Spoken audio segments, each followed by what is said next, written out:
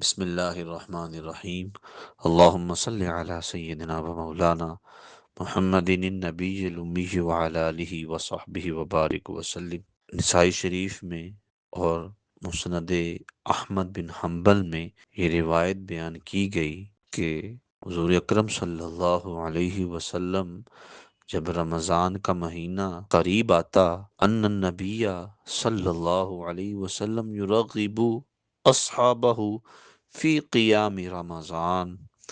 آپ صلی اللہ علیہ وسلم اپنے صحابہ کو رمضان میں قیام کی ترغیب دیتے کہ رات کو قیام کریں، تراویح کی شکل میں، وہ تہجد کی شکل میں۔ اور پھر آپ صلی اللہ علیہ وسلم اس بابرکت مہینے کے متعلق صحابہ کو اس طرح فرماتے، قال لاصحابہ یبشرہم، کہ تمہارے پاس ایک عظیم اور بابرکت مہینہ آنے والا ہے، جاءکم رمضان، تمہارے پاس رمضان کا مہینہ آنے والا ہے، شہر مبارک، جو بابرکت مہینہ ہے، افترض اللہ علیکم صیامہ، اللہ نے اس مہینے میں تم پر روزوں کو فرض کیا ہے، تفتح فیہ ابواب الجنان، اور اللہ نے اس مہینے میں جنت کے دروازوں کو کھول دیا ہے، وتغلق فیہ ابواب الجحیم، اور اس مہینے میں جہنم کے دروازوں کو بند کر دیا ہے، وتغل فیہ الشیاطین، اور شیاطین کو قید کر دیا گیا ہے، فیہ لیلۃ، اس میں ایک رات ہے، خیر من الف شہر، جو 1000 مہینوں سے بہتر ہے۔ گویا یہ آپ صلی اللہ علیہ وسلم اپنے صحابہ کو رمضان کی اہمیت، رمضان کی بابرکت فرما رہے ہیں۔ رمضان، اس میں اللہ تبارک و تعالی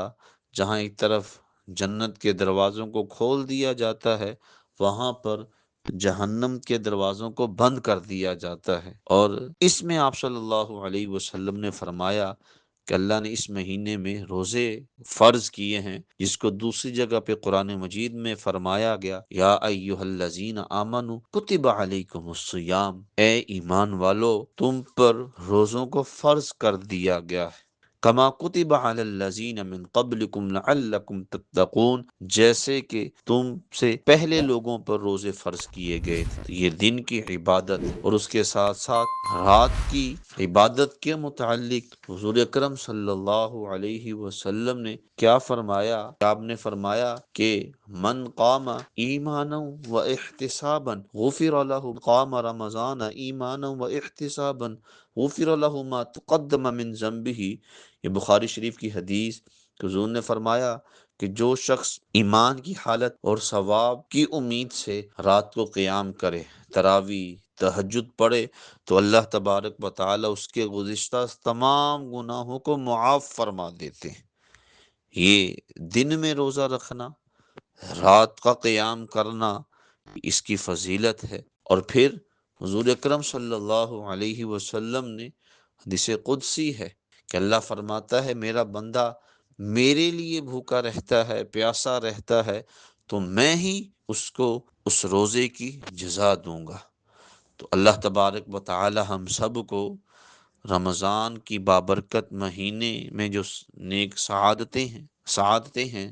اللہ ان میں نیک اعمال کرنے کی توفیق عطا فرمائے۔ اور رات کی عبادت قیام ہے، دن کی عبادت روزہ ہے، اللہ ان نیک اعمال کو اختیار کرنے کی توفیق عطا فرمائے۔